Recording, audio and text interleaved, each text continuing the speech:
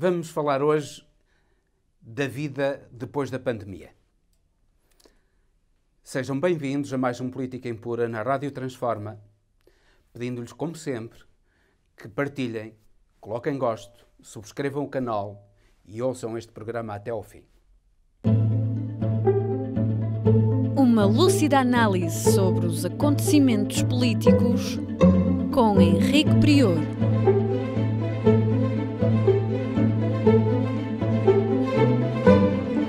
Política Impura, na Rádio Transforma. O mundo parece começar, pelo menos na Europa e nos Estados Unidos, a ultrapassar este período terrível da pandemia da Covid-19. A vacinação está a correr a bom ritmo na Europa e nos Estados Unidos da América, e embora noutros cantos do mundo esteja atrasada, particularmente no Brasil, a verdade é que a vacinação na Europa pode levar a uma recuperação da vida, nomeadamente da vida económica e social na Europa, a relativamente curto prazo, nomeadamente até final do verão, até setembro. Em Portugal estima-se que, inclusivamente, até agosto teremos uma recuperação da vida em sociedade e da própria economia. O que se passará depois disto? Nós temos um exemplo histórico, que é o exemplo da peste negra. Particularmente a partir de 1350, houve uma grande recuperação económica na Europa.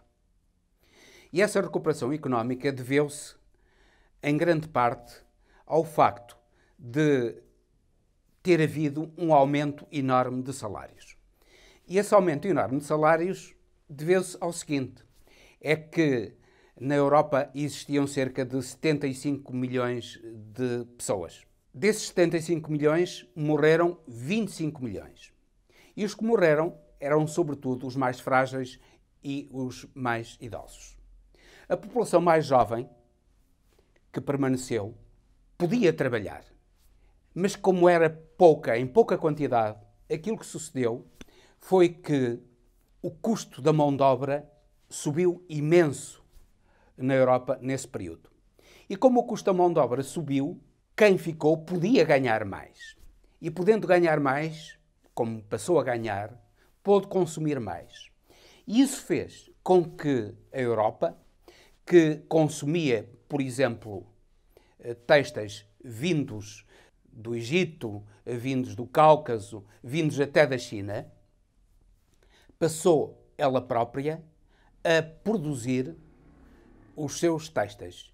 E a partir de então passou a haver uma verdadeira inversão do comércio da Europa, que passou a produzir para o Cáucaso, o Egito e outras regiões que já não produziam, porque nem sequer tinham artesãos para produzir. Tudo isso devido à peste negra. Por outro lado, ocorreu uma enorme baixa da taxa de juro. É algo semelhante àquilo que está a ocorrer atualmente. Atualmente, nós vemos que há uma percentagem, não nem de longe nem de perto comparável àquilo que sucedeu na peste negra. Felizmente, há uma pequena percentagem na Europa de gente que está a morrer em consequência da Covid-19.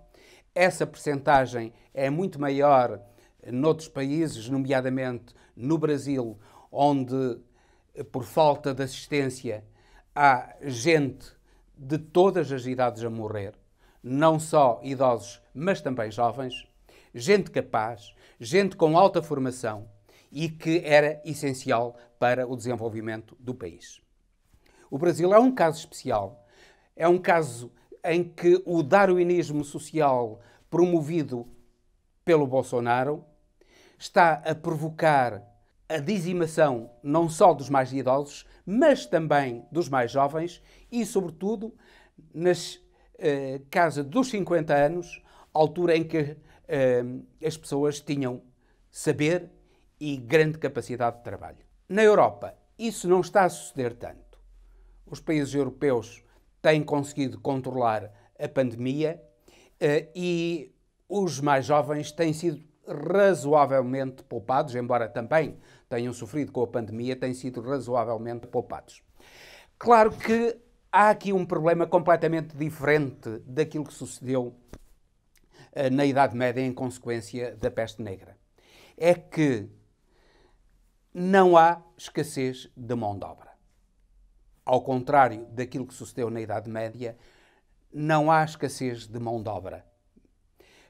Pelo contrário, sobretudo nas profissões menos qualificadas, haverá até abundância de mão de obra. Porque, precisamente, a pandemia da Covid-19 serviu para se aumentar o recurso às novas tecnologias e o recurso às novas tecnologias dispensou muita mão de obra que existia anteriormente. E irá dispensar cada vez mais.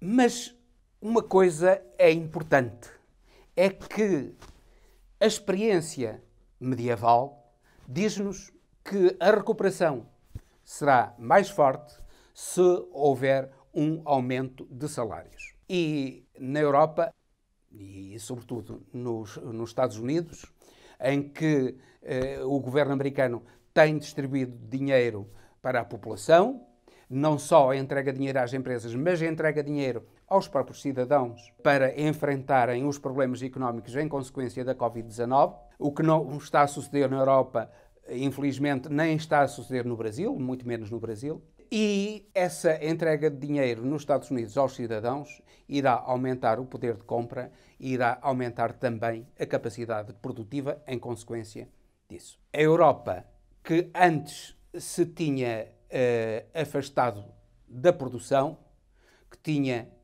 abandonado a indústria, que tinha em grande parte abandonado a própria agricultura, que se tinha centrado na finança, sobretudo, a Europa, neste momento, percebeu que tem de retomar a produção, que tem de investir na produção.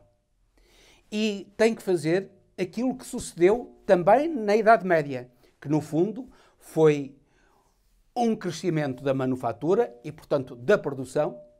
E agora, a Europa também tem de investir na produção.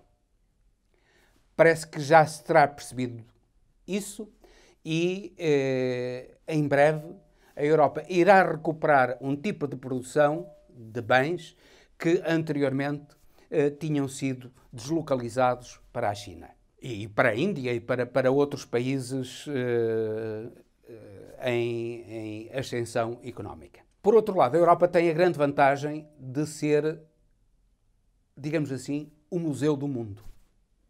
Não há zona nenhuma do mundo que tenha o património que tem a Europa.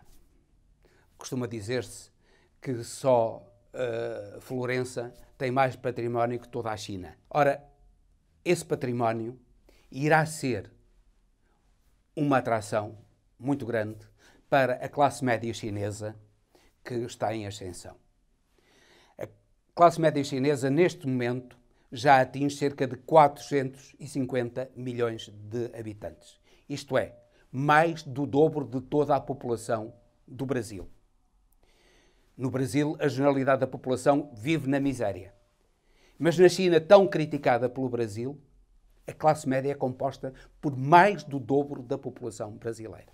E é óbvio que essas classes médias da China, que têm beneficiado também até com a pandemia, e a verdade é essa, têm beneficiado com a pandemia porque combateu a pandemia de uma maneira eficaz que só poderes ditatoriais podem combater, nomeadamente com encerramentos de cidades, de zonas, com obrigatoriedade de uso de formas preventivas da Covid-19, que os países europeus mais liberais, menos rigorosos, com um Estado muito mais tolerante, não conseguiu impor aos seus cidadãos.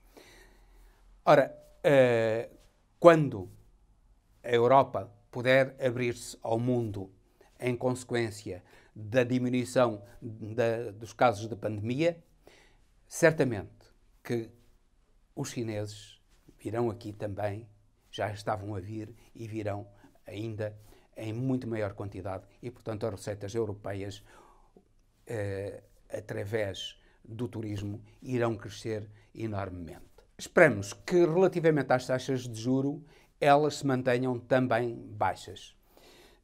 Haverá, como está a haver nos Estados Unidos, um ligeiro aumento da inflação, que poderá provocar uma ligeira alta da taxa de juro, mas a verdade é que a oferta de dinheiro, em consequência das poupanças decorrentes da pandemia, é cada vez maior e, havendo uma oferta de dinheiro cada vez maior, mesmo que haja um aumento da procura, a verdade é que não haverá inflação. Tudo isto poderá permitir que a Europa recupere e, de certo modo, os Estados Unidos também recuperem rapidamente.